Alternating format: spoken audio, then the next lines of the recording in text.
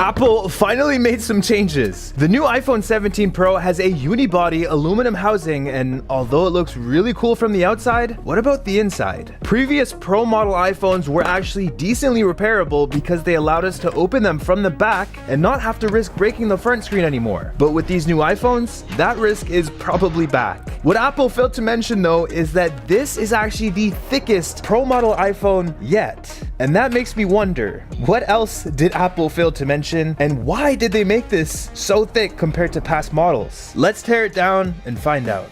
And this is it. We finally have the iPhone 17 Pro Max. This phone is gorgeous. I know some people don't like it, but I absolutely love it. I think making the back glass cutout is a smart move because back glass breaks so often, and this should prevent that. Up top, we have what looks to be an antenna bar, which I didn't hear anyone talking about. The orange color looks absolutely phenomenal, and I absolutely had to make sure I got my hands on this one. I want to give a special shout out to Connect It for helping us get our hands on this because it was kind of hard to get this color, but they helped us make it happen. If you guys didn't know, this is actually the first iPhone to ever have water in it. And by water, I mean a vapor chamber. That's never really been seen before in an iPhone, but I want to see what else is in this one. So let's go ahead and unscrew those two pentalobe screws at the bottom. You can also see the model number inside the charging port. It's there on most new iPhones. The first thing we're gonna do is take a look at this back glass window and see if it's even repairable, because I didn't expect Apple to completely ditch titanium for aluminum, and the EU actually gave this a better durability rating than last year, but this glass window can still break. Before we check out the insides, let's talk about how to keep this safe. This is the ESR Cyber Tough case, and it gives you protection all around. It has a dual layer camera bar with a zinc alloy guard, which doubles as a versatile stash stand. It adjusts from 15 to 69 degrees in both portrait and landscape, so watching YouTube on your phone is now hands-free. There's also no more dirty charging ports because you have a flap, and no more dirty speakers because you have a mesh. Pairing the case with ESR's UltraFit Armorite Pro screen protector, which is made from the same Corning glass that Apple's trusted from the very beginning, you get a clear anti-reflective coating and 10 times the impact absorption compared to generic screen protectors, which means you can drop your new phone from 23 feet and not have a scratch. The case also comes with MagSafe magnets that are twice as strong as the average case, so your wallet, charger, or stand stays locked in at all times. With how expensive new iPhones are to fix, trust me, I would know you want to protect them. Click the link in the description and grab these today.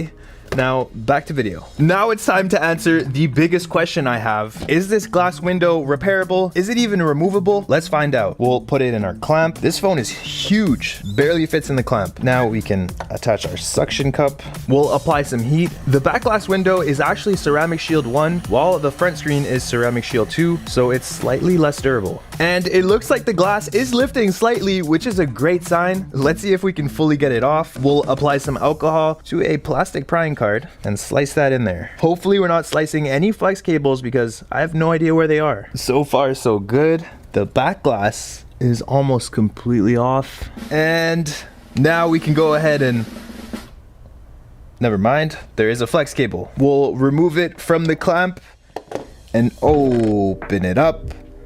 Damn, okay, that is about what I was expecting. So we have some adhesive around the perimeter here that's holding down the back glass. And on the back glass, we actually do have the MagSafe magnets over here. We have the wireless charging coil, and then we have two screw holes down here for the pentalobe screws. This back glass is fully replaceable and removable, which is amazing. To remove the back glass though, we have to unscrew this little screw down here and remove this guy. And then we can just go ahead and disconnect it.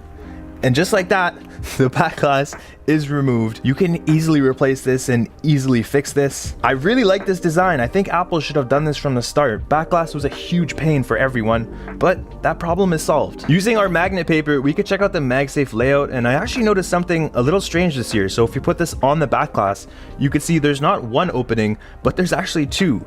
I haven't seen this before, and I'm not entirely sure why it's like this. If you guys know, drop a comment below. We're off to a great start with the removable back glass. I am kind of upset that the phone doesn't open up from the back anymore, but at least this is repairable. Let's get our clamp back and put that on the front screen. The clamp does have a cutout here. Hopefully it works with the iPhone 17 Pro Max, and it does. Nice. So we're just gonna do the same thing, place the suction cup down here. So far it looks like the iPhone 17 Pro's internals are completely redesigned, which is honestly what I expected. Now we'll apply some isopropyl alcohol, and the screen just pops right out. Before I fully open this, around the perimeter of the display here, you can see that there's this silicone texture. It's actually the frame, and they used to have plastic here, which used to separate, making it harder to remove. I also think that this helps with water resistance, so it's a cool addition. The display is now coming up. We're gonna remove the clamp, and we'll try and wiggle the display off. I did get a sneak peek, and this thing looks nothing like last year's. Oh, pin it up. What the hell? Are those torque screws? Damn. Apple changed pretty much everything this year. There's a lot to look at here, but we'll start off from the bottom. So down here we have the loudspeaker, obviously, but it looks like there's like a missing screw there. I don't exactly know what's going on. The elephant in the room this year, though, is obviously this giant metal shield. Apple hasn't done anything like this since, I'd say, the iPhone 3. Very weird to see in an iPhone. Usually you're just presented by the internals instantly, but now we have this guy. We also have a lot of torque screws, which I'm not used to seeing in an iPhone as well. We see those in like MacBooks and other devices, but not typically with an iPhone. Up here, the front camera, take a look at how big that is. I'm curious to see where the battery connector is because I can't really see it, and obviously I want to disconnect that before I start removing components. I think it might be under here, so we'll go ahead and unscrew this. Now we should be able to just pull it out. There we go. And we can see the battery connector. I know it's the battery connector because it obviously has the plus and minus symbols on it. We'll go ahead and disconnect that, unscrew this guy. And now we can disconnect both the screen and the sensors on the screen. Remove the display. The new display is 1000 nits brighter than the last gen, and it also has that anti-reflective coating, and you can definitely tell when you put it beside the iPhone 16 Pro. We'll put the display aside and take a look at the iPhone 17 Pro Max. There's a lot of screws in here. Do I have to unscrew all of these just to get to the internal components? That's it's not very nice. 15 screws later, which is a lot of screws to access a phone, not typical for an iPhone at least. We can remove this, and there's something heavy attached to it, which is probably the battery. What? I've never seen an iPhone design like this before, but here we are. The battery also still seems to be using the electrically activated adhesive. I'll check out if that works later. And the vapor chamber may be behind the battery as well. It's a very interesting design. I'm gonna put this aside and revisit it later. There's still a lot to check out on the inside. Now that we can see the rest of the phone, I'm impressed. This is crazy. Like, just look at how small the motherboard is. It's absolutely tiny. The rest is just camera bumps and the speaker. Like, the motherboard at this point is taking less space than the cameras. The actual front camera is just kind of hanging out now. It's barely even attached. Let's go ahead and unscrew that, and we could just pull this guy right out. So the front camera this year is actually 18 megapixels, and it's absolutely massive. It's perfect for taking pictures in both portrait and landscape mode, which is a huge plus, and I hope other phone brands actually copy this because I really like it. We'll remove the earpiece speaker now, which is getting bigger and bigger every year. It's almost as big as the bottom loudspeaker. So the earpiece speaker's audio is channeled through the housing, which comes out over here. And as you can see, there's no real speaker mesh. Like, the mesh is almost non-existent. There's some teeth up here, and the screen also doesn't have a mesh. So I'm worried about debris and dust building up in there, but the hole to get there is pretty small. And if water enters, it'll only stay inside the channel. It won't go in the actual device. We'll hit it with an unscrew. Just like that. No adhesive, nothing. The speaker just goes right into that channel, and the rubber gasket provides the seal that's required to keep this water resistant.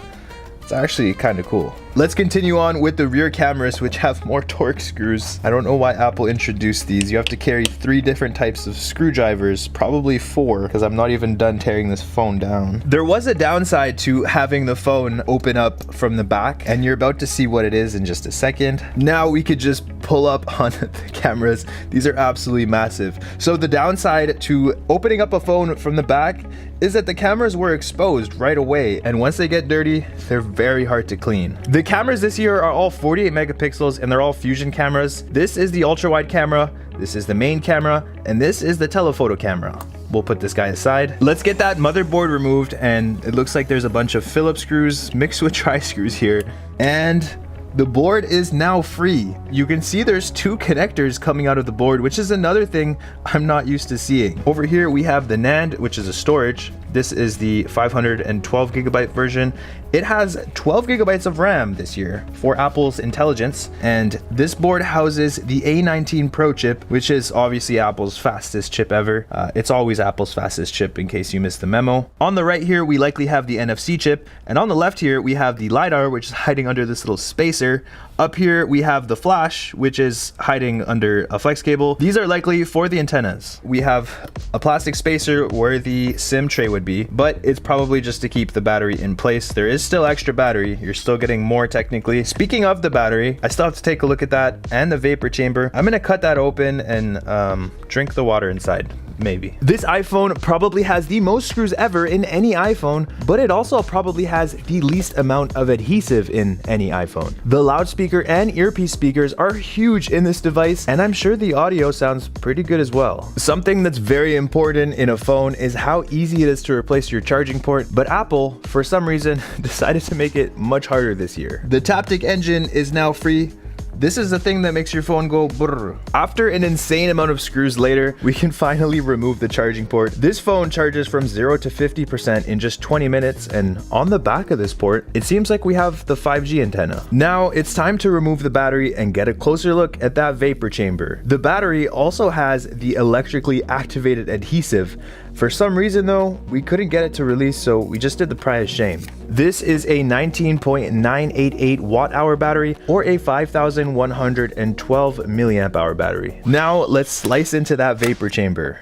And here it is. There's no visible water in here. They only put trace amounts of deionized water, but it's always crazy how accurate the renders are in the keynote. All in all, this phone was very interesting. Apple did a lot of things for the first time with this device, but from a repairability standpoint, I hate the new layout and interior design. It feels very un-Apple-like. They used an insane amount of screws, but a lot less adhesive, which both complicates and simplifies repairs. It's gonna take quite a while to do pretty much any repairs in this device, but you still can, so it is technically repairable. I'm definitely not a huge fan of this layout, but I hope the iPhone Air will make up for it.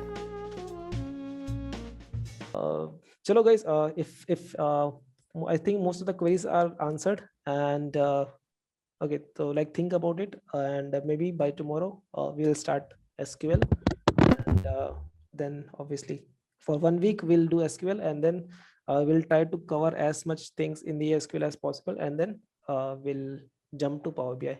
So be ready. So we require the basic SQL knowledge, right? Yes, that I'll be providing. No worries. Okay. That's why like I have kept this 1 week of Time span on that. Yes. Okay. So I guess that's if anybody don't have any more question, I guess we can conclude this call. Roshan, do you want to say something?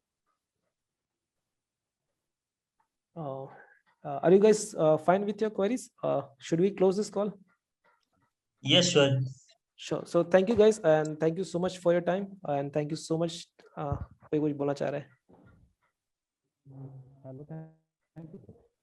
आवाज clear नहीं आ रही।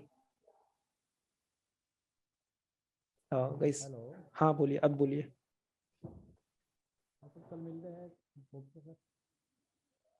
कल मिलते हैं, आप ऐसा बोल रहे हो? हेलो। हाँ चलेगा, जरूर। हाँ 8 बजे। आई एम नॉट श्योर कल होगा कि नहीं होगा, मे बी शायद वो एक दिन छोड़ के एक दिन वाला बैच है, तो मे बी शायद परसों होगा। तो जो भी रहेगा आपको लाइक व्हाट्सएप पे मैसेज आ जाएगा एक। ओके, छोड़ के बैच चलेगा सर?